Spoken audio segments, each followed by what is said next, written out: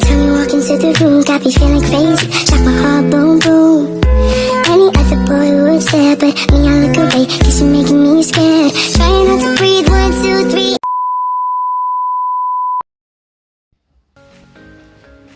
Halo semuanya, perkenalkan nama saya Mariusen Esoi.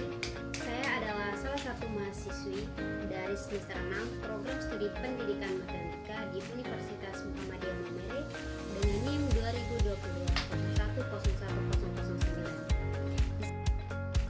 Di sini saya akan memberikan sedikit penjelasan mengenai materi grab atau graf. Tujuan saya membuat video ini untuk memenuhi tugas mata kuliah metode deskripsi. Nah, dari sini saya langsung saja masuk ke penjelasan materi graf atau graf. Nah, yang kita bahas pertama itu adalah penggunaan graf. Graf digunakan untuk mempresentasikan objek-objek diskrit dan hubungan antara objek-objek tersebut. Nah, teman-teman bisa perhatikan gambar yang ada pada slide. Pada slide tersebut ada gambar sebuah graf yang menyatakan peta jaringan jalan raya yang menghubungkan sejumlah kota di Provinsi Jawa Tengah. Nah, sekarang kita masuk ke sejarah graf. Personal jabatan Koenigsberg pada tahun 1736. Nah, teman-teman bisa perhatikan pada gambar di atas, di sebelah kiri itu ada gambar masalah jabatan Koenigsberg dan di sebelah kanan itu ada gambar graf personal. Nah, graf yang mempresentasikan jabatan Koenigsberg yaitu ada dua, yaitu simpul yang menyatakan daratan, sedangkan sisi itu yang menyatakan jabatan. Nah, selanjutnya kita masuk ke definisi graf. Graf G sama dengan FE yang dalam hal ini F sama dengan himpunan tidak kosong dari simpul-simpul atau dapat ditulis dengan himpunan F1, F2 sampai Fn. Sedangkan E merupakan himpunan sisi yang menghubungkan sepasang simpul atau dapat ditulis dengan himpunan E1, E2 dan seterusnya sampai En. Nah, teman-teman bisa perhatikan pada gambar di slide tersebut. Nah, di sini ada 3 gambar. Yang pertama itu gambar graf sederhana, yang kedua itu ada gambar graf ganda, dan ketiga itu ada graf semu. Nah, untuk penjelasannya, di gambar G1 adalah graf dengan F sama dengan himpunan 1, 2, 3, 4. E sama dengan himpunan 1,2, 1,3, 2,3, 2,4, 3,4. Sedangkan pada gambar G2 adalah graf dengan F sama dengan himpunan 1, 2, 3, 4 dan E sama dengan himpunan 1,2, 2,3, 1,3, 1,3, 2,4, 3,4 dan 3,4 sama dengan himpunan E1, E2, E3, E4, E5, E6 dan E7. Nah, selanjutnya pada gambar G3 adalah graf dengan F sama dengan himpunan 1, 2, 3, 4, E sama dengan 1,2, 2,3, 1,4, 1,3, 1,3, 2,4, 3,4, 3,4 dan 3,3 sama dengan himpunan E1, E2, E3, E4, E5, E6, E7, E8. Gambar yang serupa dengan gambar yang sebelumnya. Nah, untuk penjelasannya, pada G2 sisi E3 sama dengan 1,3 dan sisi E4 sama dengan 1,3 dinamakan sisi ganda karena kedua sisi ini menghubungkan dua simpul yang sama, yaitu simpul 1 dan simpul 3. Sedangkan pada G3 sisi E8 sama dengan 3,3 dinamakan galang atau kalang karena ia berawal dan berakhir pada simpul yang sama. Nah, sekarang kita masuk ke jenis-jenis graf. Berdasarkan ada tidaknya gelang atau sisi ganda pada suatu graf, maka graf digolongkan menjadi 2 jenis. Yang pertama itu graf sederhana. Graf yang tidak mengandung galang sisi ganda dinamakan graf sederhana. Nah, untuk gambar graf sederhananya, teman-teman bisa perhatikan di slide. Yang kedua itu graf tak sederhana. Graf yang mengandung sisi ganda atau gelang dinamakan graf tak sederhana.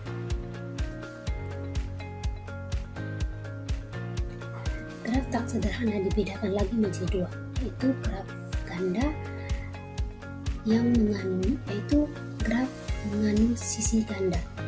Sedangkan yang kedua itu ada graf semu, yaitu graf yang mengandung sisi gelang. Selanjutnya kita masuk ke tabel jenis-jenis graf. Jenis graf sederhana, sisi tak berarah, sisi ganda tidak diperbolehkan, sisi gelang tidak diperbolehkan. Yang kedua, jenis graf ganda, sisi tak berarah, sisi ganda dapat diperbolehkan, sisi gelang tidak dapat diperbolehkan. Yang ketiga itu ada graf semu, sisi tak berarah, sisi ganda dapat diperbolehkan, sisi gelang dapat diperbolehkan. Yang keempat, graf berarah, sisi berarah, sisi ganda tidak dapat diperbolehkan, sisi gelang dapat diperbolehkan. Yang kelima, graf ganda berarah, sisi berarah, sisi ganda dapat diperbolehkan, sisi gelang tidak dapat diperbolehkan. Nah, contoh penerapan graf. Di sini ada contoh penerapan graf itu yang pertama itu rangkaian listrik. Nah, teman-teman bisa perhatikan ada gambar rangkaian listrik di bawah ini. Yang kedua itu ada gambar isometer senyawa kimia karbon. Yang ketiga itu ada gambar graf kelakuan mesin jajah atau misal mesin jajah yang menjual coklat 15 sen. Jadi ada keterangan itu dimasukkan A sama dengan 0 sen, dimasukkan B sama dengan 5 sen, dimasukkan C sama dengan 10 sen, dimasukkan D sama dengan 15 sen atau lebih dimasukkan.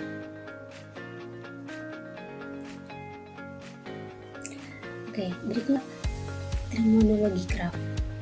Nah, terminologi graf itu ada beberapa. Yang pertama itu adalah ketetanggaan. Nah, teman-teman bisa perhatikan gambar di samping untuk penjelasannya. Dua buah simpul dikatakan bertetangga bila kedua terhubung langsung. Tinjauan graf G1, simpul 1 bertetangga dengan simpul 2 dan 3. Simpul 1 tidak bertetangga dengan simpul 4. Yang kedua itu persisian. Dengan gambar ada, teman-teman bisa perhatikan gambar yang sama untuk penjelasannya. Untuk sembarang sisi E sama dengan FC, FK dikatakan E bersisian dengan simpul FC atau E bersisian dengan simpul FK. Tinjauan graf G1 sama dengan sisi 2,3 bersisian dengan simpul 2 dan simpul 3. Sisi 2,4 bersisian dengan simpul 2 dan simpul 4. Tetapi sisi 1,2 tidak bersisian dengan simpul 4. Nah, yang ketiga itu ada simpul terpencil. Nah, teman-teman bisa perhatikan gambar untuk penjelasannya. Simpul terpencil ialah simpul yang tidak mempunyai sisi yang bersisian dengan tinjauan graf G3, simpul 5 adalah simpul terpencil. 4. Graf kosong. Teman-teman bisa perhatikan gambar graf kosong di bawah. Graf ini graf yang himpunannya sisinya merupakan himpunan kosong, EN atau graf N5.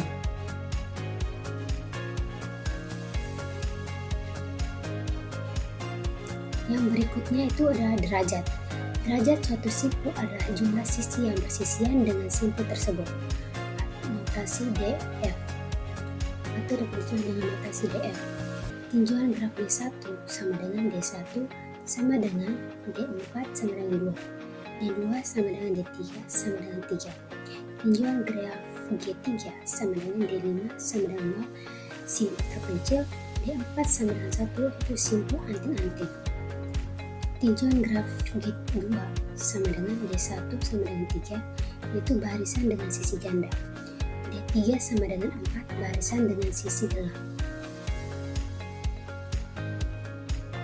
Nah, teman-teman bisa perhatikan gambar berikut. Pada gambar di atas, derajat setiap simpul ditunjukkan pada masing-masing simpul. Pada graf berarah, derajat simpul dibedakan lagi menjadi derajat masuk dan derajat keluar. Nah, teman-teman bisa perhatikan di sini ada gambar graf masuk, derajat masuk dan derajat keluar. Berikut lama jabat tangan. Jumlah derajat semua simpul pada suatu graf adalah genap, yaitu 2 kali jumlah sisi pada graf tersebut. Lain, jika G sama dengan F, E, maka sigma D sama dengan 2E. Tinjauan graf D1 tambah D2 tambah D3 tambah D4 sama dengan 2 tambah 3 tambah 3 tambah 2 sama dengan 10. 2 kali jumlah sisi sama dengan 2 kali 5. Tinjauan graf G2, D1 tambah D2 tambah D3 sama dengan 3 tambah 3 tambah 4 sama dengan 10, sama dengan 2 kali jumlah sisi sama dengan 2 kali 5. Tinjauan graf G3 sama dengan D1 tambah D2 tambah D3 tambah D4 tambah D5 sama dengan 2 tambah 2 tambah 3 tambah 1 tambah 0 sama dengan 8, sama dengan 2 kali jumlah sisi sama dengan 2 kali 4. Akibat dari lemma teorema, untuk sembarang graf G, banyak simpul derajat ganjil selalu genap. Jadi, menurut teorema ini, tidak mungkin sebuah graf memiliki simpul derajat ganjil sejumlah ganjil. Contoh, diketahui graf dengan 5 buah simpul didapatkan, kita menggambarkan graf tersebut jika derajat masing-masing simpul adalah yang pertama A 2,23112, yang ke B 23344. Untuk penyelesaian bagian A tidak dapat karena jumlah derajat semua simpulnya ganjil, yaitu 2 tambah 3 tambah 1 tambah 1 tambah 2 sama dengan 9. Untuk bagian B dapat karena jumlah derajat semua simpulnya genap, karena 2 tambah 3 tambah 3 tambah 4 tambah 4 sama dengan 16. Nah, sekarang di sini ada latihan soal. Mungkinkah dibuat graf sederhana 5 simpul dengan derajat masing-masing simpul adalah A 5 2 3 2 4, B 4 4 3 2 3, D 4 1 3 2.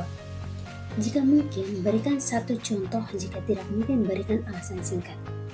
Untuk jawaban bagian A 5 2 3 2 4 tidak mungkin karena ada simpul berderajat 5. Di bagian B 4 4 3 2 3 mungkin. Di gambar C, di bagian C 3 3 2 3 2 tidak mungkin karena jumlah simpul berderajat ganjil ada 3 buah. Alasan lain karena jumlah derajat ganjil. Bagian 4 4 4 1 3 2 tidak mungkin karena simpul 1 dan simpul 2 harus bertetangga dengan simpul sisinya, berarti simpul 3 minimal derajat 2, yakni lintas atau path. Lintas yang panjangnya n dari simpul awal F0 ke simpul tujuan Fn di dalam graf G ialah barisan bersilang-silang simpul-simpul dan sisi-sisi yang berbentuk F0, E1, F1, E2, F2, dan seterusnya sampai Fn kurang 1. En, Fn sedemikian sehingga E1 sama dengan dalam kurung F0, F1, E2 sama dengan F1, F2, dan seterusnya sampai En sama dengan Fn kurang 1 Fn adalah sisi-sisi dari graf G. tinjauan graf G lintasan 1, 2, 3, 4, 3 adalah lintasan dengan barisan sisi 1,2, 2,4, 4,3. Panjang lintasan adalah sejumlah sisi dalam lintasan tersebut. Lintasan 1, 2, 4, dan 3 pada G1 memiliki panjang 3. U siklus atau sirkuit. Lintas yang berawal dan berakhir pada simpul yang sama disebut sirkuit atau sirkus. Tinjauan graf G1 sama dengan 1, 2, 3, 1 adalah sebuah sirkuit. Panjang sirkuit adalah jumlah sisi dalam sirkuit tersebut. Sirkuit 1, 2, 3, 1 pada gambar G1 memiliki panjang 3. Nah, teman-teman bisa perhatikan pada gambar di bawah. Yang 8 itu keterhubungan. Dua buah simpul F1 dan simpul F2 disebut terhubung jika terdapat lintasan dari F1 ke F2. G disebut graf terhubung jika untuk setiap pasangan simpul Fi dan Fj dalam himpunan F terdapat lintasan dari Fi ke Fj. Jika tidak, maka G disebut graf tak terhubung. Nah, di bawah ada gambar contoh graf terhubung dan contoh graf tak terhubung. Teman-teman bisa perhatikan ada dua gambar graf tak terhubung di atas. Graf berarah G dikatakan terhubung jika graf tidak berarahnya terhubung, atau graf tidak berarah dari G diperoleh dengan menghilangkan arahnya. Dua simpul U dan F pada graf berarah G disebut terhubung kuat jika terdapat lintasan berarah dari U ke V dan juga lintasan berarah dari V ke U.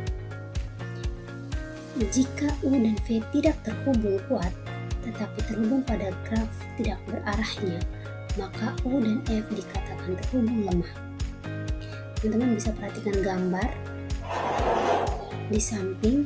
Simpul 1 dan 4 terhubung kuat karena ada lintasan dari 1 ke 4 dan lintasan dari 4 ke 1. Lintasan dari 1 ke 4 yaitu 1, 2, 3, 4. Lintasan dari 4 ke 1 yaitu 4, 5, dan 1. Nah, graf berarah G disebut graf terhubung kuat apabila untuk setiap pasangan simpul sembarang U dan F di G terhubung kuat. Kalau tidak, G disebut graf terhubung lemah. Teman-teman bisa perhatikan gambar di bawah. Di situ ada gambar graf berarah terhubung lemah dan graf berarah terhubung kuat. Ini upagraf. Misalkan G sama dengan F, E adalah sebuah graf. G1 sama dengan F1, F1, E1 adalah upagraf dari G. Jika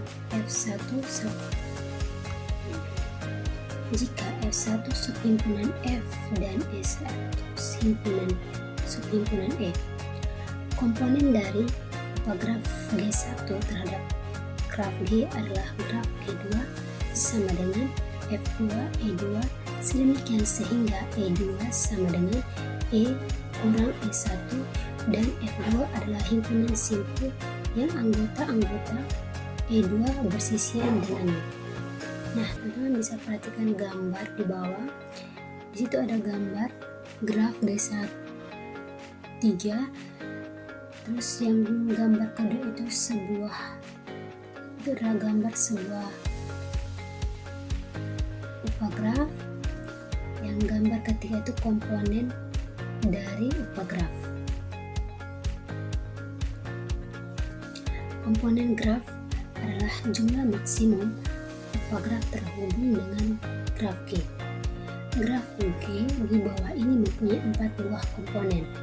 Nah, teman-teman bisa perhatikan gambar pada graf berarah komponen terhubung kuat adalah jumlah maksimum upagraf yang terhubung kuat. Graf di bawah ini mempunyai 2 buah komponen terhubung kuat. Nah, untuk contohnya teman-teman bisa perhatikan gambar tersebut.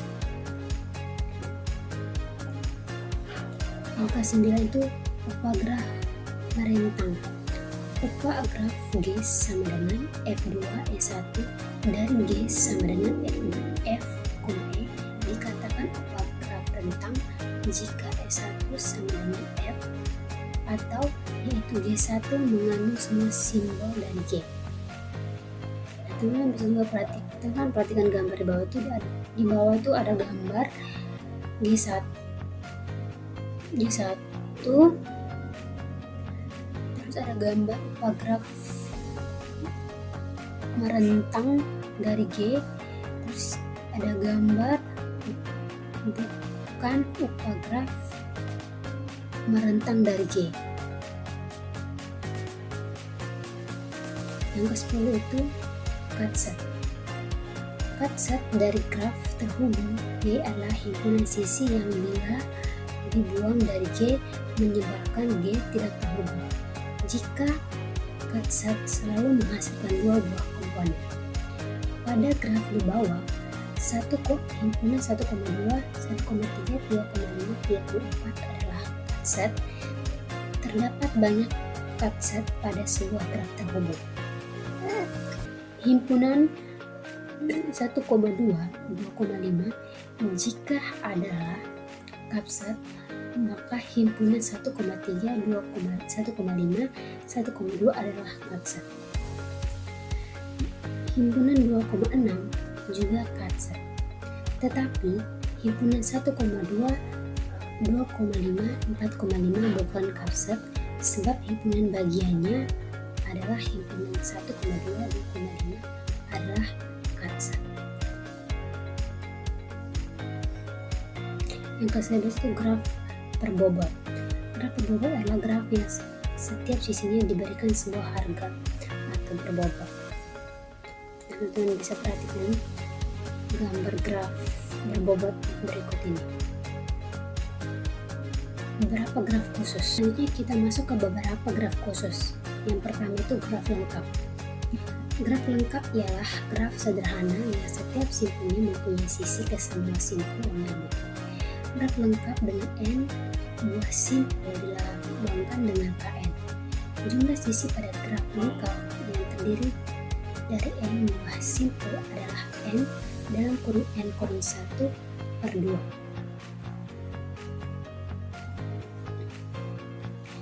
Yang kedua itu graf lingkaran. Graf lingkaran adalah graf sederhana yang setiap simpulnya berderajat 2. Graf lingkaran dengan N simpul dilambangkan dengan Cn. Yang ketiga graf teratur. Graf setiap simpul mempunyai derajat yang sama di setiap graf teratur. Apabila derajat setiap simpul adalah R, maka graf tersebut sebagai graf teratur derajat R. Jumlah sisi pada graf teratur adalah NR/2. Nah, ini ada contoh graf teratur lainnya. Teman-teman bisa perhatikan gambar di slide. Nah, di sini juga ada latihan soal. Beberapa jumlah maksimum dan jumlah minimum simpul pada graf sederhana yang mempunyai 16 buah sisi dan tidak simpul derajat sama dengan tiap simpul derajat lebih dari sama dengan 4. Penyelesaian tiap simpul derajat sama dengan lebih besar graf teratur. Jumlah sisi pada graf teratur berderajat R adalah S sama dengan NR/2. Jadi N sama dengan 2E/R sama dengan 2 kali 16/R sama dengan 32/R. Untuk R sama dengan 4. Jumlah simpul yang dapat dibuat adalah maksimum, yaitu N sama dengan 32/4 sama dengan 8. Untuk R yang lain, R lebih besar dari 4 dan R merupakan pembagian bilangan bulat dari 32. R sama dengan 8 lebih besar sama dengan N sama dengan 32/8 sama dengan 4 lebih besar sama dengan tidak mungkin membuat graf sederhana. R sama dengan 16 R sama dengan 16 lebih besar sama dengan N sama dengan 32 per 16 sama dengan 2 lebih besar tidak mungkin membuat graf sederhana. Jadi, jumlah simpul yang dapat dibuat adalah 8 buah, maksimum dan minimum. Yang ke D, graf bipartit. Graf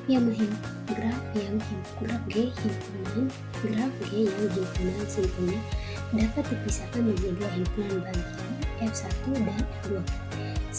Sedemikian sehingga setiap sisi pada G menghubungkan sebuah simpul di F1 ke sebuah simpul F2. Disebut graf bipartit dan dinyatakan sebagai G dalam kurung F1, F2. Graf G di bawah ini adalah graf bipartit karena simpul-simpulnya dapat dibagi menjadi F1 sama dengan himpunan A, B, D, dan F2 himpunan C, E, F, G. Untuk contoh graf bipartit lainnya, teman-teman bisa perhatikan untuk gambar untuk contoh graf bipartit lainnya.